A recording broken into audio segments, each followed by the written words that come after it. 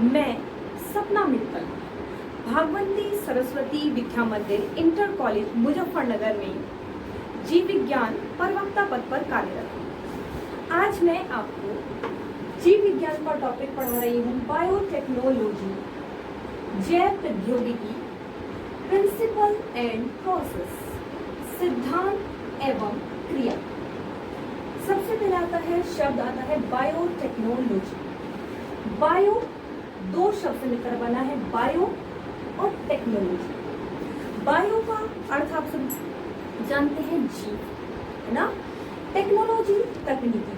जब हम जीव या जैविक कारकों, ठीक है, या तो जीव का या उसके कारकों का उपयोग करके लाभदायक उत्पादों का औद्योगिक स्तर पर निर्माण करते हैं, तो इसे हम जैव प्रौद्योगिकी या बायोटेक्नोलॉजी कहते हैं। ठीक है, जैविक कारक जैसे भाई हम वायरस का यूज कर रहे हैं या बैक्टीरिया का यूज कर रहे हैं, या हमने किसी सेल से कोई डीएनए निकाला है और किसी बैक्टीरिया में या जीवाणु में डाल दिया, ठीक है, और उससे हम क्या बना रहे हैं, लाभदायक उत्पाद बना रहे हैं। जैसे हम जानते हैं, जैसे पहले इंसुलिन के जो इंजेक्शंस थे वो किससे मिलते थे, सुअर से ना। अब क्या किया गया है, इंसुलिन बनाने वाला जो जीन है वो कहाँ से निकाला गया है, चूहे में से निकाला, और कहाँ डाल दिया बायोटेक्नोलॉजी के द्वारा, बैक्टीरिया, जीवाणु में। ठीक है, तो अब इंसुलिन कहाँ बन रही है, बैक्टीरिया में बन रही है, जीवाणु में बन रही है, और इस इंसुलिन का निर्माण जीवाणुओं द्वारा औद्योगिक स्तर पर किया जा रहा है। ठीक है, जिसे हम वैक्सीन में इंसुलिन के इंजेक्शन किसको दिए जाते हैं, डायबिटिक पेशेंट। ठीक है, तो किसके द्वारा संभव हुआ है ये सब, बायोटेक्नोलॉजी, कि हमने क्या किया, जैविक कारकों का प्रयोग किया और लाभदायक उत्पाद का निर्माण किया। इसे ही हम क्या कहते हैं, जैविक कारकों या उनके घटकों का प्रयोग करके लाभदायक उत्पादों का औद्योगिक स्तर पर निर्माण करना बायोटेक्नोलॉजी या जैव प्रौद्योगिकी कहलाता है। अब ये जो बायोटेक्नोलॉजी शब्द कहाँ से आया, सबसे पहले सन 1917 में सबसे पहले कॉल इरेकी नामक वैज्ञानिक ने बायोटेक्नोलॉजी शब्द का प्रयोग किया। भारत में सन 1982 में सर्वप्रथम बायोटेक्नोलॉजी की नींव पड़ी। सन 1982 में एक समिति का गठन किया गया, NBTB, नेशनल बायोटेक्नोलॉजी बोर्ड, ठीक है, जिसका गठन किया गया। इसके पश्चात सन 1988 में एक इंस्टीट्यूट की स्थापना की गई, ICGEB, international centre for genetic engineering and biotechnology की स्थापना की गई। कहाँ पर, दिल्ली में। ठीक है, ये जो इंस्टीट्यूट स्थापित किया गया वो यूनाइटेड नेशन द्वारा स्थापित किया गया, कहाँ पर, दिल्ली में। इसका पूरा नाम था international centre for genetic engineering and biotechnology. ठीक है, तो भारत में एक तरह से जो बायोटेक्नोलॉजी आई वो 1988 में बनी, जो विस्तृत। अब आप देखिए 1988 और आज क्या समय है, ठीक है, बहुत ही कम समय में बायोटेक्नोलॉजी ने हर क्षेत्र में अपना वर्चस्व स्थापित कर लिया है। हॉर्टिकल्चर, फॉर्टिकल्चर, एग्रीकल्चर, मेडिसिन्स, फार्मेकोलॉजी, फॉरेस्ट्री, है ना, जो भी आपकी ये चिकित्सा में, है ना, सब में किसका प्रयोग होने लगा है आज सब इस क्षेत्र में बायोटेक्नोलॉजी का आधिपत्य स्थापित हो चुका है। बहुत कम समय में बायोटेक्नोलॉजी ने क्या किया, हर क्षेत्र में अपने आप को स्थापित कर दिया। क्यों, क्या कारण था, क्योंकि जो बायोटेक्नोलॉजी है ये है, इसके बहुत सारे, जैसे बायोटेक्नोलॉजी से बड़ा कारण था डीएनए में क्षमता, कि डीएनए में हम जीन को निकाल भी सकते हैं, डाल भी सकते हैं, वाहक डीएनए अणुओं की खोज, ऐसी बहुत सारी खोजें हैं जिनके कारण बायोटेक्नोलॉजी ने बहुत कम समय में हर क्षेत्र में अपना प्रभाव स्थापित कर दिया। तो ये तो क्या था, हिस्ट्री थी इसकी, बायोटेक्नोलॉजी की। अब हमारा सबसे पहला टॉपिक जो स्टार्ट करना वो क्या है, प्रिंसिपल्स, सिद्धांत, प्रिंसिपल्स ऑफ बायोटेक्नोलॉजी, जैव प्रौद्योगिकी के सिद्धांत। देखो, जैव प्रौद्योगिकी जो तकनीकी है, जो टेक्निक है, वो दो क्षेत्र पर निर्भर है। या हम कह सकते हैं इन दो क्षेत्र के कारण ही बायोटेक्नोलॉजी का बहुत अधिक विकास हुआ है। सबसे पहला है जेनेटिक इंजीनियरिंग, जीनी अभियांत्रिकी। दूसरा है केमिकल इंजीनियरिंग, रासायनिक अभियांत्रिकी। देखो जो आपकी जेनेटिक इंजीनियरिंग है ये क्या है? जेनेटिक इंजीनियरिंग जब वैज्ञानिकों द्वारा डीएनए की संरचना में फेरबदल किया जाता है, मीन्स कोई जीन डाल दिया, कोई जीन निकाल दिया, चेंज किया जाता है, तो उसे हम क्या कहते हैं? Genetic engineering. जैसे देखो ये डीएनए है ना, डीएनए आप लास्ट ईयर पढ़ के आए। डीएनए कैसा होता है? डबल स्ट्रैंडेड होता है ना। डीएनए कैसा होता है आपका? डबल स्ट्रैंडेड होता है हमेशा। एक श्रृंखला 5 प्राइम टू 3 प्राइम होती है, दूसरी श्रृंखला 3 प्राइम टू 5 प्राइम होती है। ये जो श्रृंखला है वो किसकी बनी होती है? बेस, नाइट्रोजन बेस, शुगर और फॉस्फेट। ठीक है, जो नाइट्रोजन बेस है वो इन दोनों श्रृंखलाओं को जोड़ने में क्या करते हैं? सहायता। जैसे एडेनिन, नाइट्रोजन बेस हमेशा किससे जुड़ा रहता है? थाइमिन से, है ना। साइटोसिन हमेशा किससे जुड़ा रहता है? गावानाइन से। ए और टी के बीच में डबल हाइड्रोजन बॉन्ड्स होते हैं और सी और जी के बीच में ट्रिपल। ये इससे पहले चैप्टर में आप पढ़ के आए। ठीक है, तो यहाँ पर आपको पता होना चाहिए कि डीएनए की संरचना कैसे? डबल स्ट्रैंडेड है, नाइट्रोजन बेस की सहायता से दोनों हेलिक्स जुड़ी है। ए और टी के बीच में डबल हाइड्रोजन बॉन्ड और सी और जी के बीच में ट्रिपल हाइड्रोजन बॉन्ड। ठीक है, अब डीएनए है, डीएनए की संरचना में फेरबदल करना किसके द्वारा? वैज्ञानिकों द्वारा। फेरबदल, इस डीएनए से क्या किया गया? ये जीन्स निकाल दिए, बाहर निकाल दिए, और कौन से जीन डाल दिए? तो डीएनए की संरचना क्या हो गई? देखो पहले कैसे था, अब कैसे बदल। ठीक है, हम क्या करते हैं? नाइट्रोजनस क्षारकों को निकालते हैं और नाइट्रोजनस कुछ जैसे ए की जगह टी डाल दिया, सी की जगह जी डाल दिया, मीन्स हम क्या करते हैं? नाइट्रोजनस क्षारकों को बदलना। ठीक है, तो डीएनए की संरचना में क्या हो जाता है? परिवर्तन। ऐसे डीएनए को हम क्या कहते हैं? रिकॉम्बिनेंट डीएनए, या हिंदी में कहते हैं पुनर्संयोजित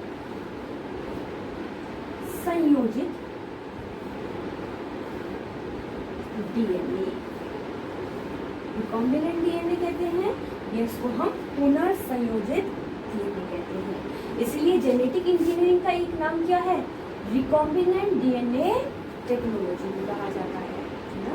या तो हम क्या कहते हैं? जेनेटिक इंजीनियरिंग कहते हैं, या इसको हम क्या कहते हैं? रिकॉम्बिनेंट डीएनए टेक्नोलॉजी भी कहते हैं। ठीक है, अब केमिकल इंजीनियरिंग क्या है? जब हम क्या करते हैं? जीन्स बदलते हैं, इसकी जगह ये जीन निकाल दिया, ये जीन डाल दिया। जो जीन हमने डाला है उस जीन के अकॉर्डिंग ही डीएनए क्या बनाएगा? आरएनए, और आरएनए से क्या बनेगी? प्रोटीन। तो क्या बन जाएंगे? कुछ नए जैविक पदार्थ बन जाएंगे। जैसे देख क्या कहा है हमने?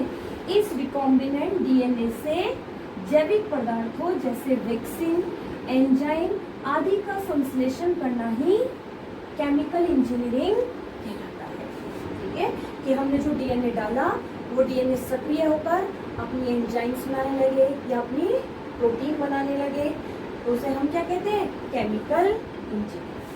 ठीक है, तो जो ये प्रिंसिपल्स है जेनेटिक इंजीनियरिंग और केमिकल्स। अब पहले हम क्या पढ़ेंगे? जो डिटेल में पढ़ेंगे वो पढ़ेंगे जेनेटिक इंजीनियरिंग, जैव जीनी अभियांत्रिकी। ठीक है, या दूसरा नाम क्या कहा है? Recombinant DNA technology. ठीक है, मैंने अभी बताया कि बहुत ही कम समय में बायोटेक्नोलॉजी ने हर क्षेत्र में अपना प्रभाव किया। तो सबसे पहले दिया है reason for development of recombinant DNA technology. Reason कारण, डेवलपमेंट विकास, पुनर्संयोजित पुनर्योगस डीएनए टेक्नोलॉजी के विकास के कारण कि सबसे ज्यादा जो विकास हुआ वो किसका हुआ? बायोटेक्नोलॉजी का या रिकॉम्बिनेंट डीएनए टेक्नोलॉजी का। क्यों हुआ? ठीक है, सबसे पहली विशेषता क्या है? Number 1, denaturation and renaturation ability of DNA. ठीक है, जो हमारे शरीर में या प्लांट्स में या जीवों में जो डीएनए है उसके अंदर क्षमता पाई जाती है डीनेचुरेशन की और रीनेचुरेशन की। डीनेचुरेशन विकृतीकरण, रीनेचुरेशन पुनः प्रतिकरण, इसकी क्षमता पाई जाती है। अब कैसे, जो आपका डीएनए है, अगर हम इस डीएनए को, ये डीएनए है, डबल स्ट्रैंडेड डीएनए होता है, अगर हम इस डीएनए को 100 डिग्री सेंटीग्रेड पर गर्म करते हैं तो इसके बीच के हाइड्रोजन बॉन्ड्स ब्रेक हो जाते हैं, टूट जाते हैं, और ये जो डीएनए है वो डबल स्ट्रैंडेड से सिंगल स्ट्रैंडेड हो जाता है, और हम इसे आवश्यकता अनुसार यूज कर सकते हैं। अगर हमें डबल स्ट्रैंडेड चाहिए तो double stranded, single stranded, means आसान हो जाता है। ठीक है, तो हम क्या कर सकते हैं, डीएनए को यदि हम क्या करते हैं, गर्म करते हैं, तो डीएनए के हाइड्रोजन बॉन्ड्स ब्रेक हो गए, वो सिंगल स्ट्रैंडेड हो गए, तो इसे कहते हैं डीनेचुरेशन या विकृतीकरण, कि जो उसकी आकृति थी वो क्या हुई, चेंज हो गई, डबल स्ट्रैंडेड से क्या गया, सिंगल स्ट्रैंडेड। अगर अब हम इस डीएनए को ठंडा कर दें फिर दोबारा से, आफ्टर कूलिंग, फिर ठंडा कर देंगे, फिर दोनों स्ट्रैंड हो जाएंगे, मीन्स फिर ये कैसा हो गया, फिर डबल स्ट्रैंडेड हो गया। ठीक है, तो हमारे डीएनए में कैसी क्षमता है, डीनेचुरेशन की और रीनेचुरेशन की क्षमता पाई जाती है। ठीक है, तो सबसे पहली सफलता का कारण था जैव प्रौद्योगिकी की, कि डीएनए में क्या पाई जाती है, डीनेचुरेशन की क्षमता पाई जाती है और रीनेचुरेशन की। नेक्स्ट वन आता है हमारा दूसरा, रेस्ट्रिक्शन एंडोन्यूक्लियेज एंजाइम, प्रतिबंधित एंडोन्यूक्लियेज एंजाइम। ठीक है, प्रतिबंधित या रेस्ट्रिक्शन एंडोन्यूक्लियेज एंजाइम की खोज किसने की, नेथान्स और स्मिथ ने की। ठीक है, नेथान्स और स्मिथ ने सबसे पहले हीमोफिलस इन्फ्लुएंजाe नामक बैक्टीरिया से, सबसे पहले किसे, हीमोफिलस इन्फ्लुएंजाe बैक्टीरिया से हिंड-थर्ड नामक एंडोन्यूक्लियेज एंजाइम पृथक किया, जिसे हिंड-थर्ड के नाम से जानते हैं। ठीक है, इस रेस्ट्रिक्शन एंडोन्यूक्लियेज एंजाइम की विशेषता क्या होती है कि यह एक विशेष डीएनए के एक विशेष अनुक्रम को पहचानकर डीएनए को वहीं से काट देता है। ठीक है, अब तक लगभग 250 मीन्स 250 के करीब रेस्ट्रिक्शन एंडोन्यूक्लियेज एंजाइम खोजे जा चुके हैं, पर नेथान्स और स्मिथ को इस कार्य के लिए नोबेल पुरस्कार से सम्मानित किया गया। ठीक है, तो जो रेस्ट्रिक्शन एंडोन्यूक्लियेज है, अब इनकी विशेषता क्या है, देखो, जो प्रतिबंधित एंडोन्यूक्लियेज एंजाइम है, ये मैंने डीएनए बनाया है, एक स्ट्रैंड 5 प्राइम टू 3 प्राइम, दूसरा 3 प्राइम टू 5 प्राइम, इनमें नाइट्रोजन बेस होते हैं, गवानीन, एडेनिन, एट रैंडम, सबके अलग अलग होते हैं। ठीक है, तो रेस्ट्रिक्शन एंडोन्यूक्लियेज की विशेषता क्या होती है कि यह 6 न्यूक्लियोटाइड के एक विशेष अनुक्रम को पहचानता है। विशेष अनुक्रम किसे कह रहे हैं, जैसे ये लिखा है GAA TTC, ऐसे इधर लिखा, इसके सामने क्या आएगा, गवानीन के सामने हमेशा साइटोसिन, एडेनिन के सामने हमेशा थाइमिन, ऐसे लिख देंगे, थाइमिन के सामने एडेनिन और गवानीन के सामने साइटोसिन के सामने, है ना, ये आपस में क्या है, जुड़े हैं, triple hydrogen bonds, double hydrogen bonds, ये सीक्वेंस है। 6 न्यूक्लियोटाइड का एक विशेष अनुक्रम मैंने आपको बना के दिखाया है, और डीएनए पर ऐसे अनुक्रम पाए जाते हैं, सभी के डीएनए।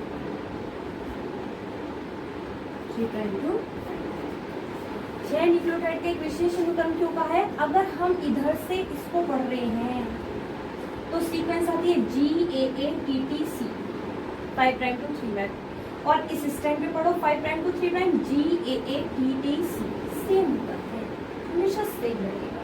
6 न्यूक्लियोटाइड का एक विशेष अनुक्रम जिसे डीएनए के किसी भी स्ट्रैंड पर, किसी भी वलय पर पढ़ने पर समान होता है, उसे हम पैलिंड्रोमिक सीक्वेंस कहते हैं, या उसे हम विलोमपदी अनुक्रम कहते हैं।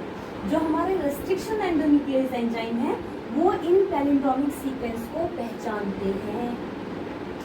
250 रेस्ट्रिक्शन एंडोन्यूक्लियेज एंजाइम है और 250 के 250 अलग अलग डीएनए सीक्वेंस को पहचानते हैं। जो सीक्वेंस, मान लीजिए मैंने जो ये सीक्वेंस लिखी है, ये किसके, EcoR1 एंजाइम की है, पहला एंजाइम कौन सा है, EcoR1। मान लीजिए मुझे कोई जीन आइसोलेट करना है इसी सीक्वेंस वाला, तो मैं क्या डालूंगी, EcoR1 डाल दूंगी। और यदि मैंने ई कार्बन डाल दिया तो जिस भी जीव, जिस भी सेल का डीएनए से मुझे ये वाले जीन चाहिए, इसी सीक्वेंस वाले जीन चाहिए, वहीं से वो एंजाइम उस डीएनए को क्या कर देगा, कट कर देगा, जिससे मुझे निकालना क्या होगा, आसान। तो क्या होता है आपका, सबसे पहले हम क्या करते हैं, मान लीजिए मुझे ये सीक्वेंस चाहिए, मैंने ई कार्बन डाल दिया था। अगर मुझे ये सीक्वेंस चाहिए AAGC TT है ना, ये वाली चाहिए, तो हम क्या डालेंगे, हेक्सा डालेंगे। ऐसे 250 एंजाइम हैं जो अलग अलग डीएनए सीक्वेंस को क्या कर रहे हैं, पहचान रहे हैं। तो हम जो हमें सीक्वेंस चाहिए होती है, हम उसको उस एंजाइम का प्रयोग करके उस सीक्वेंस को प्राप्त कर लेते हैं। तो ये सबसे बड़ी सफलता थी किसके डेवलपमेंट के लिए, किसके डेवलपमेंट के लिए, रिकॉम्बिनेंट डीएनए टेक्नोलॉजी। किसकी खोज, रेस्ट्रिक्शन एंडोन्यूक्लियस एंजाइम की खोज दूसरा बड़ा कारण था सफलता का। ठीक है, क्योंकि ये क्या करता है, अच्छा नेक्स्ट, ये काटता कैसे है, हमेशा यहाँ से नहीं काटेगा, बीच में से, जहाँ से यहाँ से स्टिकी एंड काटता है, तिरछा काटता है, इन्हें कहते हैं स्टिकी एंड। कभी भी ब्लंट एंड नहीं काटेगा, ब्लंट नहीं काटेगा, स्टिकी तिरछा। यहाँ कट लगा है और यहाँ, अगर यहाँ कट लगा है, देखो मैंने इस जी को अलग कर दिया, यहाँ कट लगा है, इस जी को अलग कर दिया, ये कैसा कटा, तिरछा कटा है, ऐसे सीक्वेंस कट गया, स्टिकी। ये विशेषता होती है किससे, रेस्ट्रिक्शन एंडोन्यूक्लियस की, कि 6 हमेशा कहाँ काटेगा, विलोमपदी अनुक्रम पर, और कैसे एंड कटेंगे, स्टिकी एंड्स कटेंगे। ठीक है, उसके बाद तीसरी बड़ी सफलता आती है हमारी, कौन सा, gene cloning technique. Gene cloning technique क्या है, आप देखो, जो डीएनए हमने निकाला, इस डीएनए को हम क्या कहते हैं, फॉरेन डीएनए, फॉरेन बाहर से आया हुआ। अगर हम किसी भी सेल में इसको डालेंगे, मान लीजिए किसी पौधे में डाल रहे हैं, किसी जंतु में डाल रहे हैं, किसी बैक्टीरिया में डाल रहे हैं, उसके लिए वो कैसा जीन है, बाहर से आया हुआ। और बाहर से आने वाले को हम हमेशा क्या कहते हैं, फॉरेनर ना, कहते हैं ना, विदेशी। तो ये बाहर से आया हुआ डीएनए रहेगा हमेशा, उसके लिए इसको हमने नाम दिया फॉरेन डीएनए। ठीक है, फॉरेनर है ये, फॉरेन डीएनए। ठीक है, जीन क्लोनिंग टेक्निक। ठीक है, जीन क्लोनिंग के लिए हम हमेशा क्या यूज करते हैं, या तो प्लाज्मिड। प्लाज्मिड क्या होते हैं, जो आपकी बैक्टीरियल सेल है, सब में नहीं, कुछ बैक्टीरिया कोशिकाओं में क्या पाया जाता है, अपना डीएनए तो होता ही है, ये जीवाणु कोशिका है, इसमें अपना डीएनए तो है ही, पर अपने डीएनए के अतिरिक्त भी कुछ वृत्ताकार डीएनए अणु पाए जाते हैं, जिन्हें हम क्या कहते हैं, प्लाज्मिड्स कहते हैं। इन प्लाज्मिड का यूज किया जाता है किसमें, जीन क्लोनिंग में। जीन क्लोनिंग के लिए यूज करते हैं हम किसका, प्लाज्मिड्स का। ऐसे हम वायरस का भी यूज करते हैं, जिन्हें हम फैक कहते हैं। ठीक है, तो हम क्या करते हैं, जीन क्लोनिंग के समय इस डीएनए को किसमें डाल दिया, प्लाज्मिड में डाल दिया, यहाँ से कट लगाया ई कार्बन द्वारा ही, इसे वहीं से काटे, और यहाँ क्या किया, अपना डीएनए डाल दिया, और इसके डलते ही कौन सा डीएनए बन गया, रिकॉम्बिनेंट। पुनर्संयोजन किया कि हमने जो इसका हिस्सा था वो तो निकाल के बाहर कर दिया, और अपना हिस्सा इसके, जो डीएनए हमने आइसोलेट किया वो इसके अंदर डाल दिया, और इसका डीएनए निकाल के इतना हिस्सा क्या कर दिया, जो इसका डीएनए का हिस्सा है वो हमने एक तरह से क्या कर दिया, बाहर, ये बाहर कर दिया, ये तो बाहर करा और ये डाल दिया, तो हमने एक तरह से क्या बना दिया, पुनर्संयोजित डीएनए, रिकॉम्बिनेंट डीएनए बन गया, ये जो प्लाज्मिड है। उसके बाद हम इस प्लाज्मिड को कहाँ पहुंचा देते हैं, यहाँ बैक्टीरियल सेल के अंदर, जीवाणु ट्रांसफर इन बैक्टीरियल सेल, कहाँ पहुंच गया, बैक्टीरियल सेल में। और बैक्टीरियल सेल में प्लाज्मिड भाई इसका अपना भाग है, इसमें कैपेसिटी होती है कि द्विगुणन कर सके, रेप्लिकेट कर सके, मीन्स 1 से 2, 2 से 4, 4 से 8 कोशिकाएं बना सके। तो जैसे हम इसके अंदर डालेंगे तो ये जो हमने प्लाज्मिड डाली है अपनी रेप्लिकेट करेगी, 1 से 2, 2 से 4, मीन्स इसकी संख्या, जो हमारा जीन 1 निकाला था, बहुत सारे जीन बन जाएंगे। तो बैक्टीरिया के अंदर क्या बन जाएगी, जीन लाइब्रेरी। ठीक है, और जब हमने जीन बैक्टीरिया में डाल दिया तो उससे लाभदायक उत्पाद, जो भी संबंधित जीन दिया है, जो भी प्रोडक्ट बनाने का जीन डाला है, वो कहाँ बनने लगेगा, कहाँ बनेगा? जीवाणु कोशिका के अंदर बनेगा। ये जैव प्रौद्योगिकी का क्या है? सिद्धांत। ठीक है, जैव प्रौद्योगिकी के सिद्धांत 3 बातों पर निर्भर कर रहा है: denaturation and renaturation, ability of DNA, restriction endonuclease के एंजाइम की खोज और जीन क्लोनिंग टेक्निक। अब जब ये इसके अंदर चला जाता है और अपनी रेप्लिकेट करके कॉपी बनाता है, उसे बोलते हैं क्लोनिंग डीएनए, सीडीएनए का नोट भी आता है लिखने के लिए, तो उसे हम क्या कहते हैं? Cloning DNA. ठीक है, तो हमारा जो पहला टॉपिक है प्रिंसिपल्स ऑफ बायोटेक्नोलॉजी कंप्लीट हो जाता है। ठीक है, प्रिंसिपल्स ऑफ बायोटेक्नोलॉजी। अच्छा, जो दूसरा है आपका बायोटेक्नोलॉजी की प्रोसेस। अगर हमें बायोटेक्नोलॉजी की प्रोसेस करना है, विधि करना है, तो हमें कुछ टूल्स की जरूरत होती है, जिन्हें हम क्या कहते हैं? Tools of biotechnology. Tools of biotechnology जो हमें बायोटेक्नोलॉजी के लिए क्या है? आवश्यक है। जब हम क्या करेंगे? बायोटेक्नोलॉजी का प्रोसेस। ठीक है, टूल्स ऑफ बायोटेक्नोलॉजी की यदि हम बात कर रहे हैं तो सबसे पहला टूल आता है कौन सा? एंजाइम्स।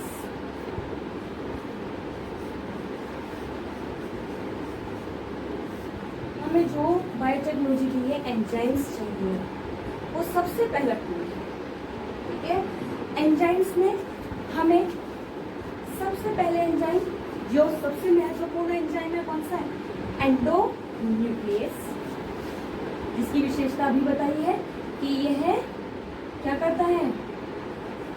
विशेष अनुक्रम को पहचानता है। ठीक है, और वहीं से डीएनए को स्टिकी एंड्स। ठीक है, इसके अतिरिक्त एंडोन्यूक्लियस को और क्या कहते हैं? इसे आणविक कैंची भी कहते हैं। ये लिखा है आणविक कैंची, क्योंकि डीएनए को काटता है कैंची की तरह। सीजर कहते हैं इसको, मॉलिक्यूलर सीजर कहते हैं। ठीक है, दूसरा एक्सोन्यूक्लियस एंजाइम,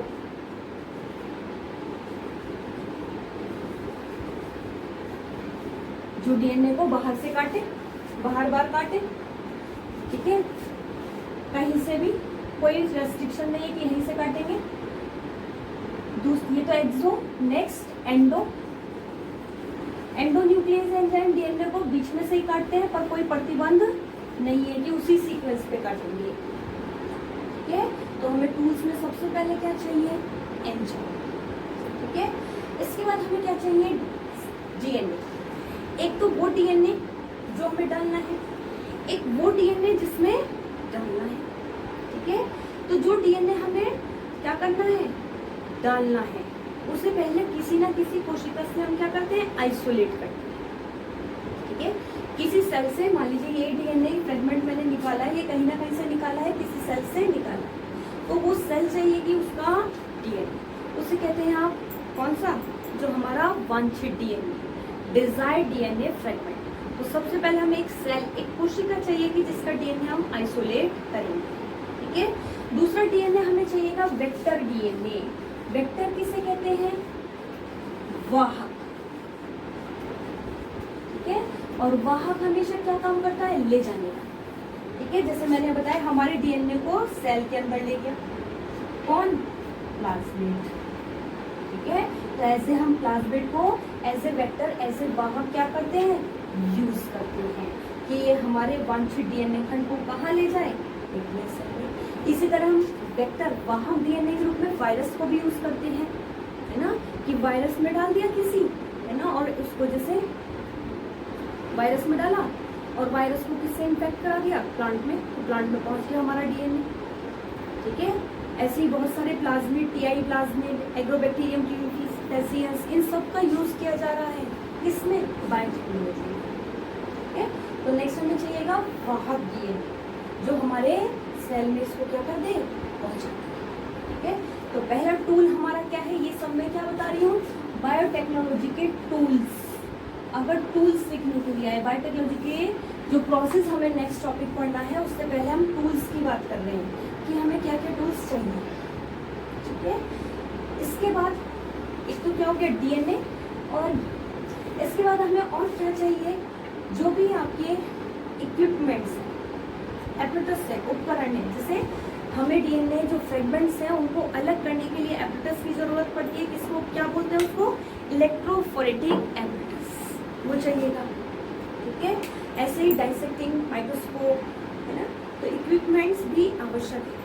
तो ये सब किस में आ जाएंगे, हमारे बायोटेक्नोलॉजी के टूल्स में।